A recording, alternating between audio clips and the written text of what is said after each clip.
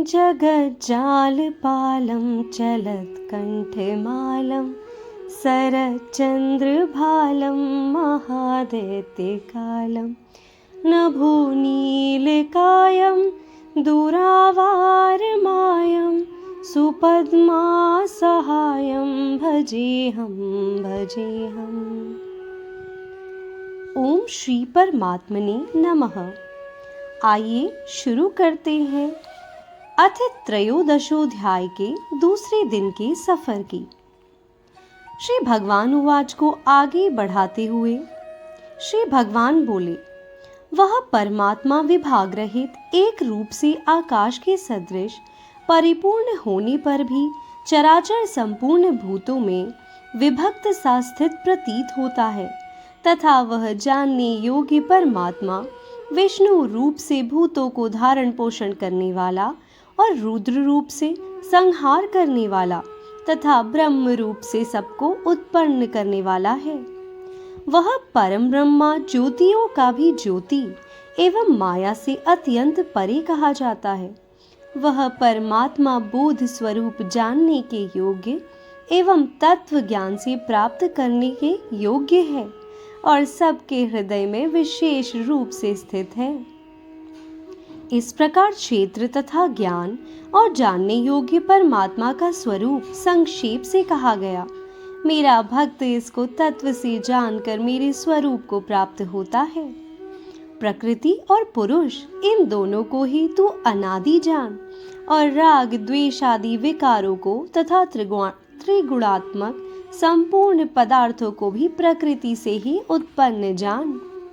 प्रकृति में स्थित ही पुरुष प्रकृति से उत्पन्न त्रिगुणात्मक पदार्थों को भोगता है और इन गुणों को संग ही इस जीवात्मा की अच्छी बुरी योनियों में जन्म लेने का कारण है।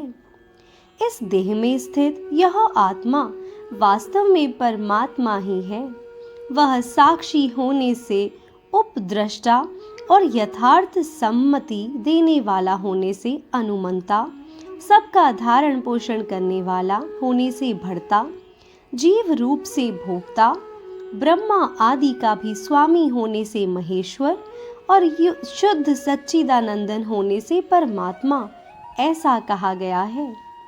इस प्रकार पुरुष को और गुणों के सहित प्रकृति को जो मनुष्य तत्व से जानता है, वह सब प्रकार से कर्तव्य कर्म करता हुआ भी फिर नहीं जन्मता।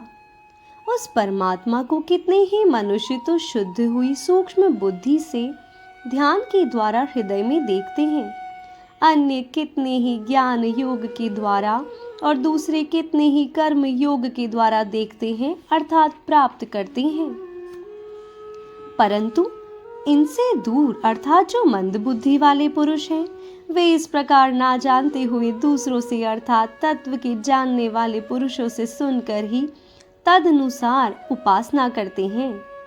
हे अर्जुन, यावन मात्र जितने भी स्थावर जंगम प्राणी उत्पन्न होते हैं, उन सबको तू क्षेत्र और क्षेत्रज्ञ के संयोग से ही उत्पन्न जान।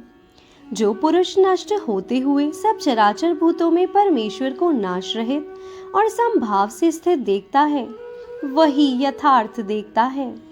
क्योंकि जो पुरुष सब में समभाव से स्थित परमेश्वर को समान देखता हुआ अपने द्वारा अपने को नष्ट नहीं करता, इससे वह परम गति को प्राप्त होता है। जिस क्षण यह पुरुष भूतों के पृथक पृथक भाव को एक परमात्मा में ही स्थित तथा उस परमात्मा से ही संपूर्ण भूतों का विस्तार देखता है, उसी क्षण वह सच्चिदानंदन ब्रह्मा को प्राप्त हो जाता है।